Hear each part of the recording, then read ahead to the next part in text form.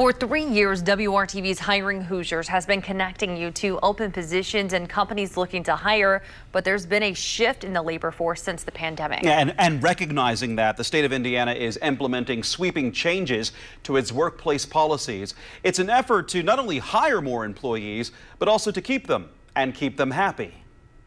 One of the state's largest employers, the state of Indiana, is facing the same challenge as many other Hoosier businesses, large and small. This last year, we saw the Great Resignation impact state government just like it did most other employers. And so it's really a time for us to reevaluate what kind of employer we want to be and what kind of experience we want our employees to have. So Governor Eric Holcomb's office has announced the next level state work agenda, the most sweeping work policy changes the state has seen in decades. The state surveyed workers and managers already on its payroll to plan this shift in a new direction. And what were you hearing from your employees through these surveys? Yeah, that flexibility was important to them. They enjoyed the work-life balance and stability that government offers, but that we could be more flexible.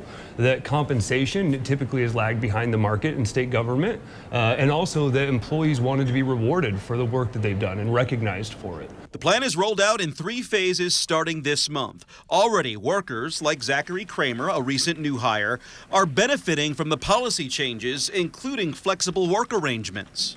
I'll be taking advantage of the remote work policy to allow me to work from home 2 days a week, which really just allows me to change around my work schedule. I can fit in some extra gym time earlier in the afternoon once I finish my work day, which is great. And then I'm sure that other people who are not like me would be using them in very different ways to support their own personal lives.